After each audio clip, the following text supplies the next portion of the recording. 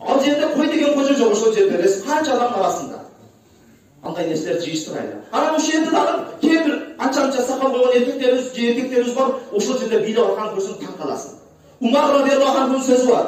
La yazalu rajulu rajulan hatta yaqsa. Erkek болуп калат, тансага түшкөнгө чейин дейт. Тансага түшкөн болсо эркектик сыфаты калат дейт. Жыйыштырайлы эркектер, кулагыбыз калтырсырга. Умар радиаллаху анхунун сөзү кулагыбыз калтырсырга. Жыйыштырайлы. Сакал койдук, ибадат кылдыкпы? Бийлегенди жыйыштырайлы. Ал нерсе чысындар. Аялдарыбызда дагы бир нерсе бар. Каш коюу, жанагы кирпик коюу, же болбосо мооздорду ар нерсе кылып, кыскасы Аллах Тааланын жараткан жаратылышын өзгөртүү. Пайгамбар алейхиссалам хадисинде айтат: "Ашаддун наси адабан яумал кияма аллазина юдауна би халқилла." İnsanların kıyamatta en katı azap çeke turganı Allah'ın жараткан жаратылышын өзгөрткөн insanlar deydi.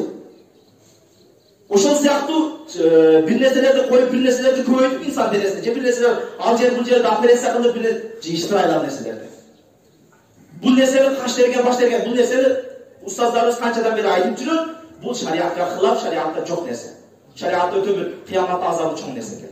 أقول قولي هذا وأستغفر الله لي ولكم. السلام عليكم ورحمة الله تعالى وبركاته.